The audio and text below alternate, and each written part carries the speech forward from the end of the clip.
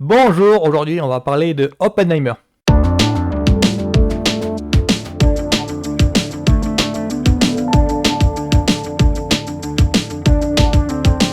Alors je fais cette petite trailer reaction là par rapport à la sortie de la bonne annonce du prochain film de Christopher Nolan, qui est Christopher Nolan. Alors, pour beaucoup des millions de ses fans par le monde, l'air de rien, c'est l'un des meilleurs réalisateurs en activité actuellement. Alors je peux pas leur donner tort à ce niveau parce que quand on voit la filmographie du mec, voilà, la filmographie parle pour lui. Hein. On parle quand même d'un mec qui a réalisé la trilogie Dark Knight, Batman Begins, Dark Knight et Dark Knight Rises. Dark Knight est dans le film avec le Joker avec Heath Ledger. Donc l'un des meilleurs Jokers, soit dit en passant. Il a fait aussi Inception avec DiCaprio, il a fait aussi Le Prestige avec Hugh Jackman et Christian Bale, un très bon film avec des magiciens, avec un duo de magiciens qui se font concurrence en fait. À mes yeux, je vous le dis direct, son dernier bon film pour moi, c'est Interstellar. J'ai décroché du délire Nolan avec Dunkerque. À partir de Dunkerque, ça a été... Oui, bon, voilà, il part dans un délire qui n'est pas le mien. Je sais que Tenet a beaucoup clivé, par exemple. Bon, bah, moi, je fais partie des détracteurs, tout simplement.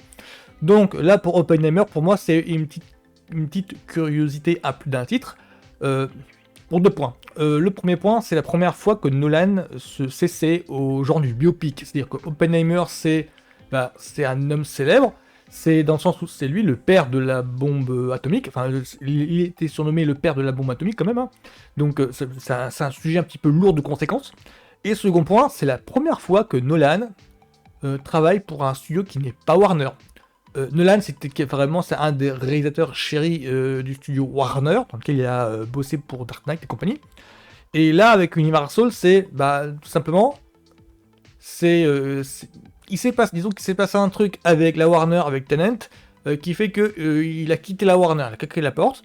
Et là maintenant, Oppenheimer, c'est la première fois qu'il bosse pour un autre studio. Donc si jamais on voit des différences de ton au niveau de l'image et au niveau de la narration, ça va peut-être dire qu'en fait, c'est pas que le génie de Nolan niveau visuel ne venait peut-être pas de Nolan, mais venait peut-être d'autres assistants qui sont un petit d'hommes de l'ombre, on va dire. Donc là, je vais regarder donc ce petit trailer, qui dure 2 minutes quand même, de Oppenheimer, et puis je vous fais un petit mot, donner mon petit avis ensuite.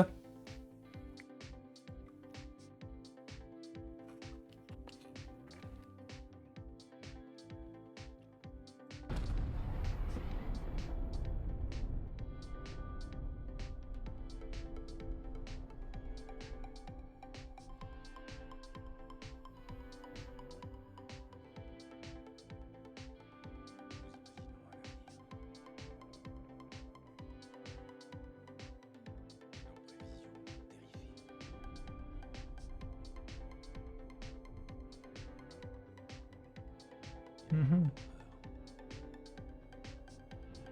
Cillian Murphy, déjà, ok. En tout cas, c'est beau, il y a une ambiance assez... Ah, je dirais Interstellar, mais... On ressent le poids déjà, c'est bien. C'est bien, on ressent le poids.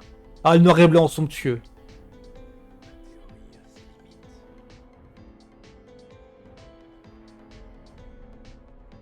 Ouais, ça sonne très Interstellar. Dans le visuel, j'entends.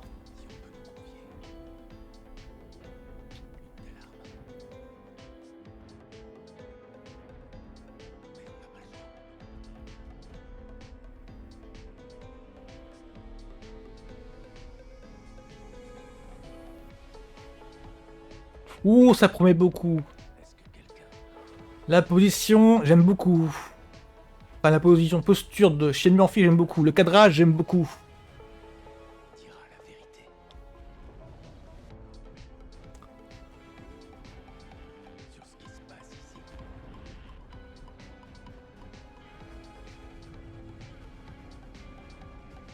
Ah ouais, ouais, ça promet intense, très intense. Oh, peine. 19. Ouais, ouais, très intense, ça a l'air d'être très, très, très bon.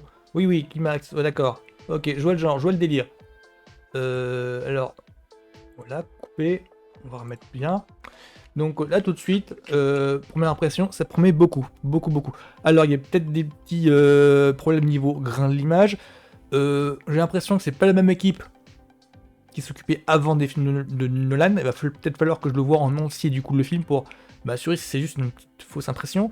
Il y a quelques différences au niveau grain de l'image, au niveau de la photographie par exemple. On sent des velléités au niveau de la photographie qui sont proches de ce qu'il voulait faire par exemple avec Interstellar, au niveau comment expliquer ça? Au niveau de la prise de conscience entre l'humain et du reste du monde. Enfin, je sais pas comment on peut ça. Je parle peut-être de façon brouillonne quand je dis ça. Mais je ressentis la même intensité qu'il y avait au moment d'Inception, par exemple. Et je l'ai pas ressenti avec Tenet, alors que normalement tout s'y prêtait. Donc c'est pour ça que j'ai quelques... j'ai une appétit. J'ai quelques appréhensions. J'ai quelques envies. Ça me donne envie en fait, c'est ça le truc. Ça me donne envie parce que je vois que le sujet thématique qu'il aborde dans celui-là, je vois ce qui a pu l'intéresser.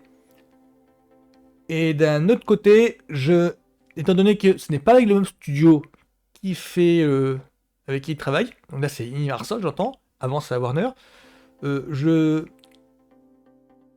ça peut redonner une certaine fraîcheur aux thématiques justement qu'il a travaillé avant. Ce qui me dérangeait avec Tenet et Dunkerque, ça veut dire que j'avais l'impression qu'il tournait autour du pot. Avec Tenet, ce qui me plaisait pas, c'est que j'avais l'impression qu'il voulait refaire un triple à Inception au niveau du scénario et qu'il n'arrivait pas parce qu'il n'arrivait pas à trouver, qu'il arrivait pas à mettre le doigt dessus en fait. Il y avait une mauvaise écriture des personnages aussi. Enfin voilà, Tenet, j'ai pas accroché, j'ai lâché l'affaire au bout d'une heure. Ce qui ne veut pas dire que le film est mauvais, hein, je vous le conseille. Donc avec Oppenheimer, là, j'ai l'impression que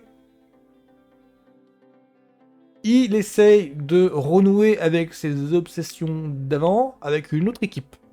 Ce n'est plus celle avec qui il a bossé avant avec la Warner. Là, c'est une autre équipe, là, c'est Universal. Et donc, du coup, je pense qu'il a dû changer pas mal de techniciens, ça doit pas être les mêmes. Les anciens techniciens étaient sous contrat encore avec la Warner, donc là, c'est d'autres.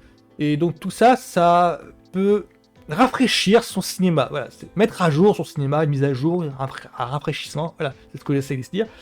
Et du coup, ça peut être que bénéfique pour lui, parce que, dans le sens où il a dû se remettre en question pour savoir qu'est-ce qui était bien, ce qui était pas bien. Donc, Oppenheimer, pour moi, pour le moment, ça sent bon, ça sent bon, ça sent bon. Voilà, donc à la semaine prochaine. Plus